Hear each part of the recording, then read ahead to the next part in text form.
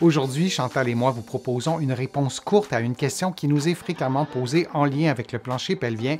Chantal, tu es une experte en rééducation périnéale, tu es professeure titulaire, tu es la bonne personne pour répondre à la question est-ce qu'une épisiotomie peut causer une faiblesse du plancher pelvien plus tard? Et en sous-question, peut-on corriger cette faiblesse par un programme d'exercice, par exemple? Si tu peux nous dire en deux, trois mots, c'est quoi une épisiotomie et est-ce que plus tard, on peut avoir un problème de faiblesse lié à ça? Donc, à l'accouchement, lorsqu'il y a un accouchement vaginal, puis qu'il y a une nécessité là, de faciliter le passage de la tête du bébé parce que peut-être là, ça se fait pas aussi vite qu'on voudrait ou il y a des soucis, ben, on peut faire une épisiotomie. Donc, le médecin va couper tout simplement le périnée.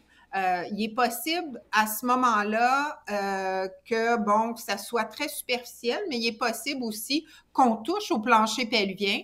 Et c'est certain que si on a touché au plancher pelvien, bien, le plancher pelvien, il se retrouve plus contractile à cet endroit-là. Hein. Ça va être une cicatrice à cet endroit-là. Donc, il faudra compenser avec ce qui va nous rester de musculature là. Donc, effectivement, le fait d'avoir eu une épisiotomie va faire en sorte qu'on va avoir un petit affaiblissement du plancher pelvien qu'on peut récupérer en faisant des exercices suite à l'accouchement.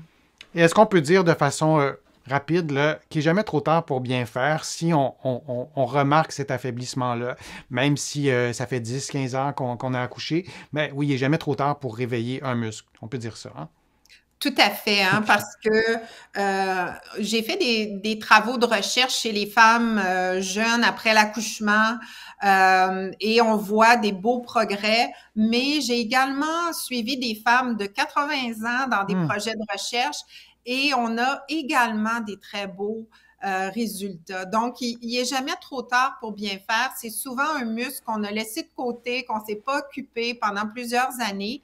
Et le fait de solliciter là, sa contraction, sa relaxation, ben souvent on a de très bons résultats. Nous, on est vraiment convaincus de ça parce qu'on le voit en clinique qu'il y a des personnes de 80, 85 ans, 90 ans, dans d'autres contextes physiques aussi, mais notamment en rééducation périnéale. Et on est tellement convaincus comme société qu'après 80, 75, il n'y a plus rien à faire pour rien. Mais non, c'est un muscle reste un muscle. On dit qu'un pommier ne donne pas de vieilles pommes. Donc, nos muscles restent en quelque sorte des muscles qui préservent une bonne partie de leur capacité d'adaptation, peu importe notre âge, et on le répétera jamais. Je te remercie, Chantal, vraiment très sincèrement de ta participation. Tu nous as donné des conseils, des trucs vraiment essentiels. Tu es expert dans ton domaine, tu as un laboratoire aussi et tu es parfois à la recherche de candidates pour des projets de recherche. Et ça, c'est parfois une façon, ça peut sembler égoïste un peu de le dire comme ça, mais ça peut être une façon aussi intéressante d'avoir accès à une évaluation, notamment. Est-ce que tu peux nous parler, en fait, peut-être que je me trompe, est-ce que tu es à la recherche parfois, ton laboratoire est à la recherche de participantes? Oui, tout à fait. Alors, on a plusieurs projets de recherche actuellement qui sont en cours, entre autres des projets de recherche sur l'incontinence urinaire d'effort, l'incontinence urinaire d'urgence chez la femme. Ça, à ce moment-là, on cherche des femmes de la région de Montréal qui pourraient venir au laboratoire. Nous, on est en avant, là, juste en face de l'Oratoire Saint-Joseph, si ça vous situe. Donc, c'est quand même assez central à Montréal. Donc, celles qui seraient intéressées, on a actuellement des projets de recherche. Puis, effectivement, dans ces projets-là, on évalue des traitements de conservateurs, des traitements de réadaptation. Donc, ça vous donne l'occasion d'avoir une évaluation et une intervention en réadaptation.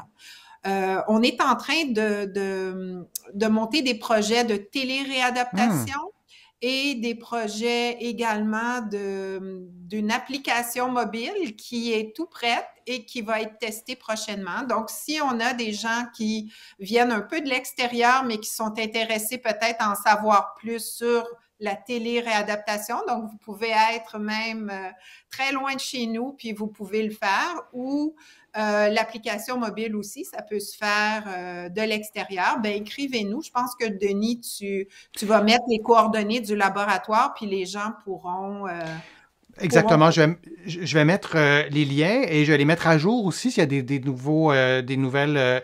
Si vous avez des nouveaux projets et vous recherchez des participantes. Et je répète, hein, toi, tu as ces projets de recherche-là et il y en a certainement dans votre coin de la francophonie, peu importe dans quel pays vous êtes. On oublie ce côté-là, ce petit truc-là, cette astuce-là pour pouvoir avoir accès à des soins.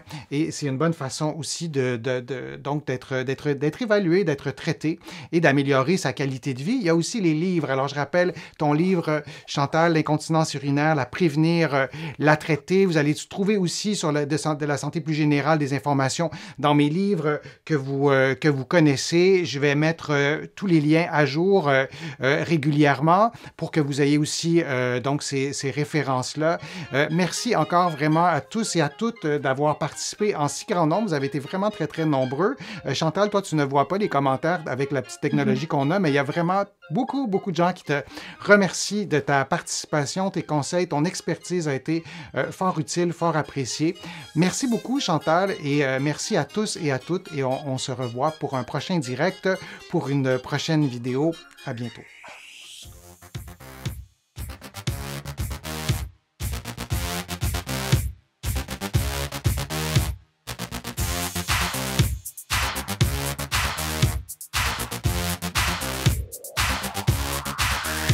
Shh.